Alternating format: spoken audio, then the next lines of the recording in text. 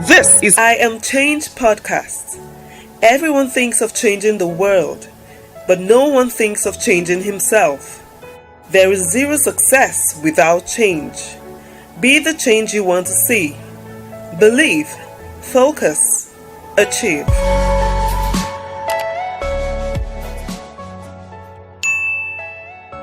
Welcome to I Am Change podcast. I'm Joyce Ometo. Hello, Joyce. I'm Jummai Oluyede. Okay. And I'm Victoria Akai. Nice to meet you. Same here. Same here. Pleasure. All right. Let me start with you, Jummai. Can we meet you? Yes, I'm the Vice President Women Development at the Abuja Chambers of Commerce. Okay. I'm also the CEO of Afrexpo, which is a MICE event, meetings, incentive, conferences and exhibitions. So that's what we do. So we are basically the official event partners for the chambers. Okay. Can you tell us a little about WINDEP? Okay. WINDEP is Women Industries Development and Entrepreneurship Initiative. Okay. It's an initiative of the Abuja Chambers of Commerce, and WINDEP is for women. Okay. Our slogan is empower the woman and build the nation. Okay.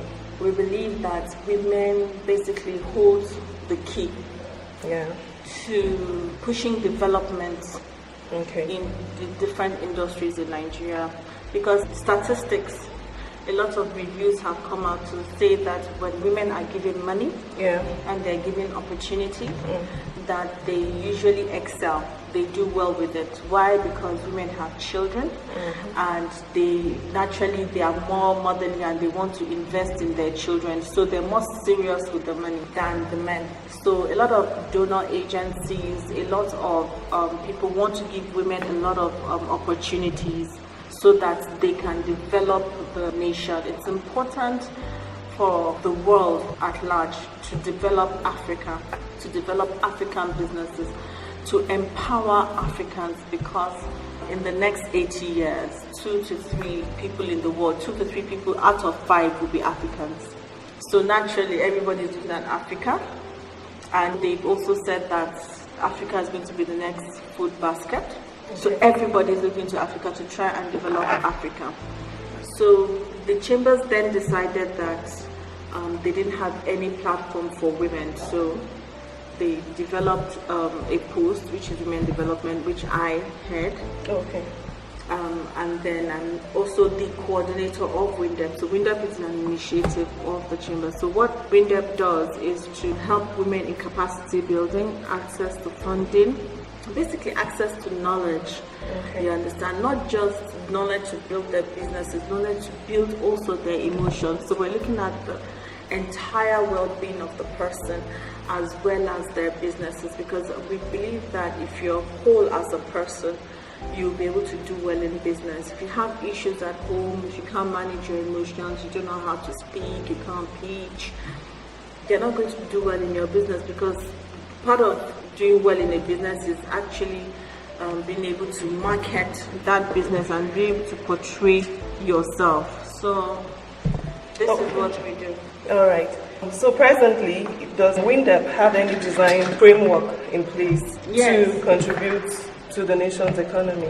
Yeah. There's a framework. Like I said, it's an initiative of the Abuja Chamber of Commerce. So the WINDEP sits on the platform of the Chambers of Commerce. So everything that's a member of the Chambers of Commerce will have access to. The woman that joins WINDEP will also have access to that. The only difference, I think, as we mentioned during the presentation, is voting rights. So as a member, you're able to vote during general meetings, council meetings with a council member, an exco if you're an exco member. But for WINDEP, you can't. WINDEP gets only one vote. Naturally makes sense, because then we'll probably take over. Well, anyway, but that's not the reason why it's like that. It's because it's at a significantly reduced cost to the woman, because naturally the Chambers of Commerce is a non-for-profit organization, so they depend a lot on membership fees as part of how they do their programs and the Chambers of Commerce, how they move forward. So in order to get the woman in, most women do MSMEs. Yeah. Most of them operate in that MSME space. Okay. So it's unreasonable to ask somebody who is struggling with their business to bring X thousands of naira to come and join. They won't be able to. So it's like setting people up to fail before they even started. So we decided it made sense to reduce the cost of that and then bring the women in, right? And then give them the opportunity to have the same platform, to have the same opportunities as the other members would. So they get some rights, but not all. But the important ones are the ones that they get. And the important ones, which is capacity building training, access to the DRC, that's the Dispute Resolution Center, access to PARC, which is the Policy Advocacy Center, access to the Abuja Trade Center. So if they have access to all those things, I think it's good enough for them to take advantage of what is offered and then use that to grow their businesses. Yes. Okay. So you mentioned earlier that when you give women businesses, they tend to handle it better. Yes. So how can economic inclusion, talking about gender now, women empowerment, how can it contribute to the growth of Nigeria's economy? Okay, so I'll allow Victoria, because I think I've been talking quite a bit. All right. Vicky, go ahead. My name is Victoria Akai. I'm the director of the Business Entrepreneurship Skills and Technology Center of the Abuja Chamber of Commerce and Industry. Yeah. I'm also the Deputy National Coordinator for the WINDEP initiative. Yeah. Okay, so I'll talk about how the center will collaborate with WINDEP to improve the lives of women. Currently, our sponsored trainings, we try to ensure that 40% of our participants are female. We're pushing it to 50-50. Okay. The last training, it was about maybe 48% female. We also support women businesses by giving them discounts for our trainings. Okay. So we give them significant discounts, up to 50% Okay. for our trainings, just to encourage them. We also have the Best Talk platform, where people who just want to talk to women and help them improve their businesses come, and they render capacity building for free. Okay. All right. What are the common challenges women entrepreneurs face in building and growing their businesses? The main one these days that everybody speaks about is finance. Okay. Yeah. So we have had a lot of talks with financing agencies. Okay. We have had business to clients and business to customer talks with the women. We have tried to see how we can raise funding for the women, but looking at everything, the information we've had, the chamber has come up with a program called Enterprise Nigeria. Okay. So because the funding agencies are saying people default on their loans, and the women are saying, no, we need support. So we're like, okay, they're not going to be giving money 100%. We will build the industries. If, for instance, you own a bakery or a tailoring shop, it will be financed. The equipment will be financed, and then we'll give you a little money to run your business. That program has jump-started and is making a lot of progress. Okay. And, what do we do to the defaulters? We take the equipment away and give it to a more serious business person. So this is how we're supporting them. I was trying to link it to Nigeria now. That's why I said, how can this whole initiative now help towards building our economy? SMEs are actually the backbone of any economy. Mm-hmm. In the end, we are the highest employers. Yes, and we provide more than 40% of the GDP. So I don't even understand. And SMEs are mostly women-owned. Is it the tailoring shops? Is it the flour mills? Is it the market shops? Most pure of them, water. yes, pure water. Most of them are women. So the granite sellers, yes. So women are contributing up to 60% to SMEs. Yes. All right. Let's talk about women in mining, Jummai. Mm-hmm. I heard you're into mining. Yeah, well, I promote gemstones and jewelers. I'm one of the promoters of a trade show called the African Gems and Jewelry Exhibition and Seminar. Okay. And that's the third edition is actually coming up on the 8th of August. Okay. And initially, I wasn't into gemstones. I was just into jewelry. My background is management consulting, venture capital, and all of that. That's what I was doing. Okay. So by training, I'm a business management consultant. When I left my last job, I wanted to do something different. And I just had a, need to go into, to do jewelry, but in a different way. So I started an online store called StrelitziaJewelry.com. Strelitzia is actually the name of a plant that basically it's indigenous to Africa, but you find it everywhere else in the world. It's not very well promoted here in Nigeria or anywhere in Africa, but it's promoted outside Africa. I'm hearing about that for the first time. Yeah, it's one of the most beautiful flowers. It produces one of the most beautiful flowers in the world. The flowers come out like birds in different colors. So if you look it up in Google, you'll see it's absolutely beautiful. But it's not well promoted here. It's more promoted outside Nigeria and outside Africa. I chose that name to signify something that we need to promote what we have. The same story with the Strelitzia plant is the same story in the gem and jewelry industry or subsector, where our gems are not promoted here at all. Our jewelry is not promoted really. We wear a lot of beads.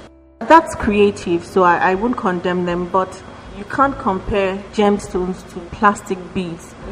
There's no Nigerian woman that should wear plastic beads. It's like it's an insult to what God has given us. And it's not because they know better. It's what it's trending. So we've refused to allow that and to really push for gemstones. Africa produces 80% of the gemstones in the world. 80% come from Africa. Nobody knows that. Nigeria alone has one of the richest mineral resources in the world. Nigeria is one of the richest countries with, mineral resources. Our sapphires are one of the best in the world. Our amethysts are one of the best in the world. Our tourmalines are one of the best in the world. You hear I'm calling names, you don't even know what they are. Every child, every woman, every man should know the gemstones we have in this country. We have a lot. We have Colombian grade emeralds. Okay, so the kind of emeralds that they have in Colombia, that people say, yes, we have them here in Nigeria. We have parabite type tourmalines. It's called the copper bearing tourmaline. We have that here in Nigeria, the same type of grade. So we have gemstones. It's ridiculous. We have from citrines for the first time. So yes, to topaz, to zircon. We have gemstones, different colors, different types. Gemstones are basically kind of like put into two areas, where you have diamonds on one side and you have colored gemstones on the other side. Everybody knows diamonds because diamonds are well promoted by the people that mine the diamonds, and most of the diamonds are mined from Africa as well. You have some, of course, in Australia and South America, but you have quite a number from Africa, from South Africa to Congo. Then you have colored gemstones, which is a huge variety. So all those different colors you see on a jewelry, and then you see red and green and blue, and they're very expensive, and they're being sold in Tiffany by Cartier. Those are colored gemstones. And those come from countries like Nigeria, from Mali, from Kenya, from Zambia. But out of all those countries, Nigeria has one of the highest numbers of gemstones. So what are you doing concerning awareness? Because I'm hearing most of this for the first time. This is our third edition, and we are trying our best to promote and to create that awareness. It's not been easy because, like I said, it's a personal initiative. It's not an initiative by any government. It's not an initiative by any industry. We have just picked it up because we were trying to promote jewelers. It was in the process of trying to promote my website that I met some jewelers Okay. And in the process of trying to promote the jewelers, I now realized that I already knew we had gemstones, but I didn't really know how to get into it. So it was from there I started to hear their stories.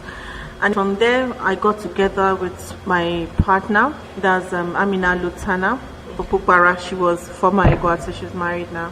And then we started talking, and from there we met other people like G-Man, that's Prof, Gemstone Miners and Marketers Association of Nigeria. We met Chambers of Commerce, and all these people are now trying to partner with us and help us to grow that trade show. There are only 3 trade shows for color gemstones in Africa. Nigeria is one of them. Wow. Our show is the only one in West Africa. There's no other show. All the shows are in Bangkok, in Thailand, in India, in Sri Lanka, in Hong Kong, in China, in the US, in Germany, but we have only 3 in Africa.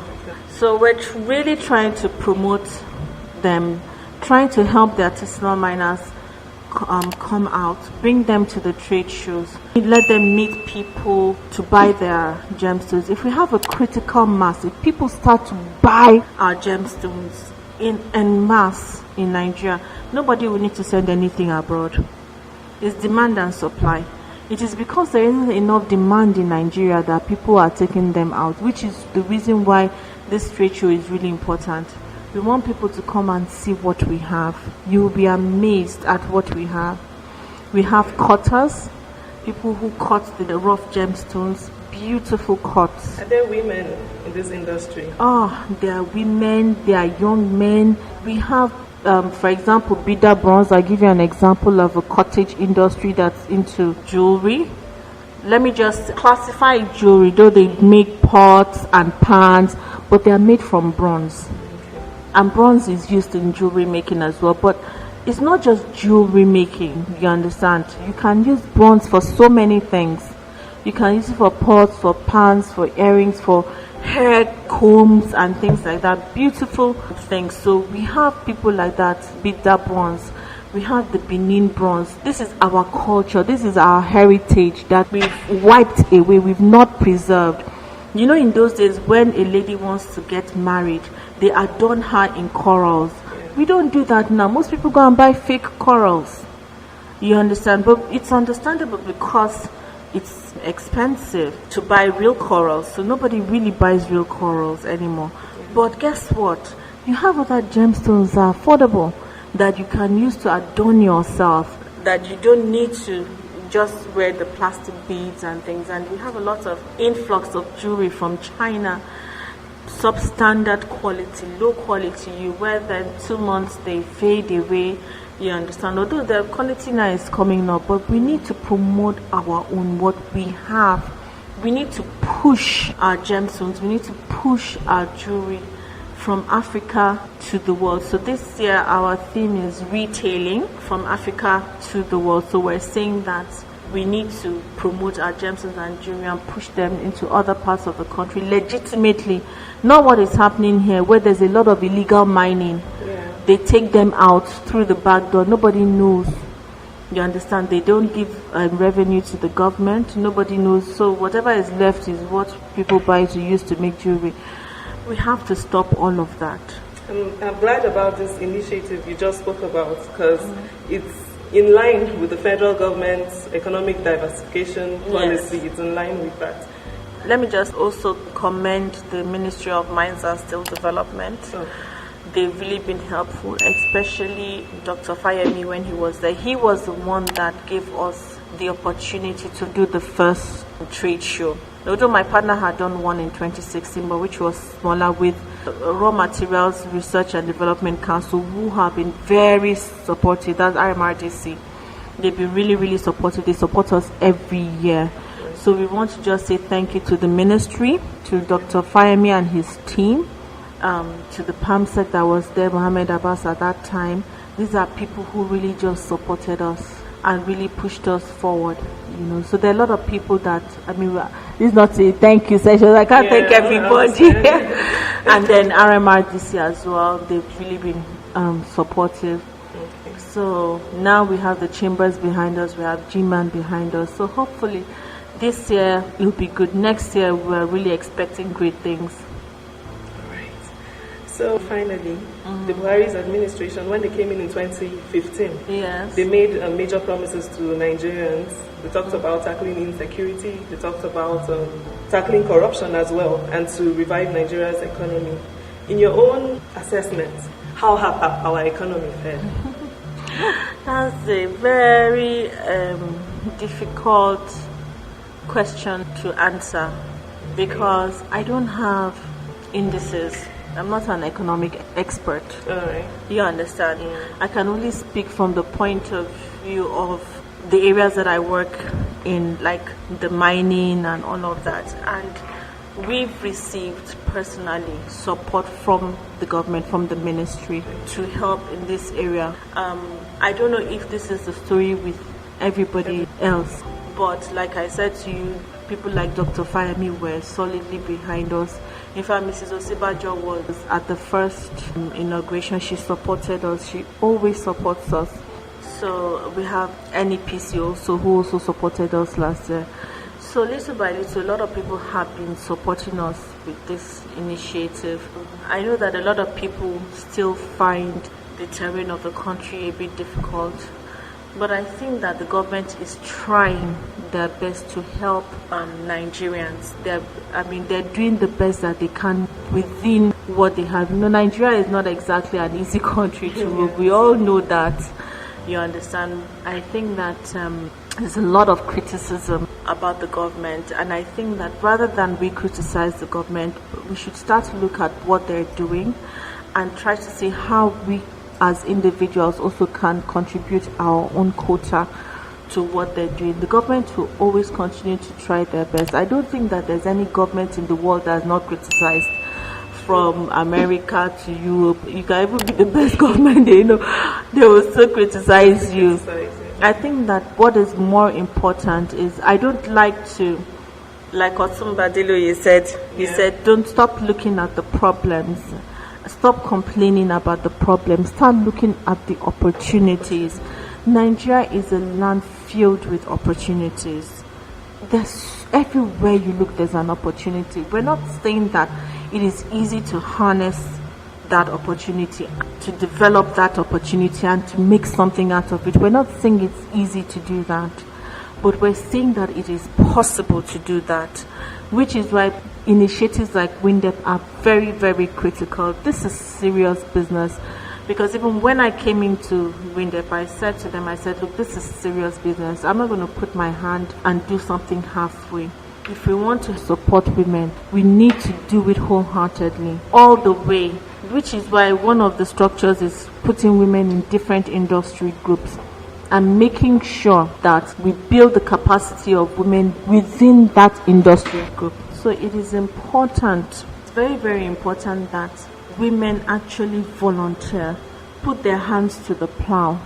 Let's grow this thing together. Let's build it. Which is why for me, I wanted to bring in the emotional intelligence aspect, because we need women who are whole, women who are strong, women who are mentally capable, because that's the only way you can build your business. When you begin to look at things from a professional angle, no sentiments attached, and you do your business with dignity, this is the way we grow Nigeria. Thank you very much for making our time for us. It's been quite an informative session. Thank you so much. Thank you. You've been listening to I Am Change podcast. I'm Joyce Ometu.